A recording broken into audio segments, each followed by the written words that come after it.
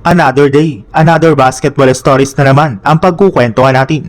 At ngayon nga ay pag-uusapan natin ang balitang pagiging out for the season na ni Giannis Antetokounmpo at ang balitang pumapabor na nga po ang NBA kay Luka Doncic at sa Los Angeles Lakers. Nagagawa pa rin nga po ng Milwaukee Bucks na manalo sa kanilang mga nakalipas na game ngayong season, pero dahil nga po napakalayo na ng kalamangan sa kanila ng ika-10 seed na Charlotte Hornets ay malamang sa malamang ay wala na nga po talaga silang tsansa na makapasok pa sa darating na play-in tournament.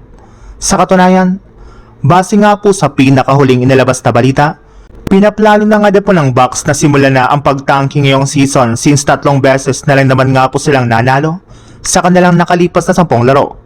At uumpisan nga po nila ito sa pamamagitan ng pagiging out for the season na ni Giannis Antetokounmpo.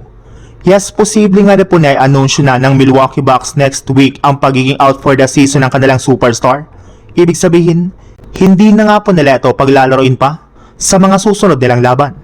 Hindi na rin naman nga po worth it para sa Bucks ang pagbabalik at paglalaro pang muli ni Giannis, since mas matalino nga po kung magpo-focus na lang ito mula sa pagre-recover sa kanyang natamong injury sa kanyang tuhod kaysa sikapin pa nga po nito na pwersahin ang kanyang pangangatawan para buhatin ang Bucks. Sa ibang balita naman, kagaya nga po ng napag-usapan natin, dahil nga po sa pagkakaroon ni Luka Doncic ng 16 technical foul kahapon laban sa Orlando Magic, ay inaasahan na nga po na sususpindihin siya ng NBA at hindi nga po ito makakapaglaro sa kanilang next game laban sa Detroit Pistons.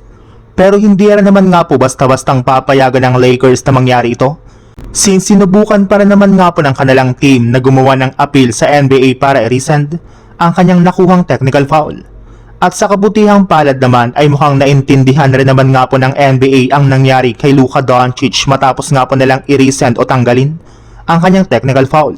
Naintindihan nga po ng NBA na sensitive si Luka Doncic pagdating sa pamilya matapos nga po itong idamay ni Goga Bitadze sa kanilang naging trash talkan sa kalagitnaan ng kanilang laban.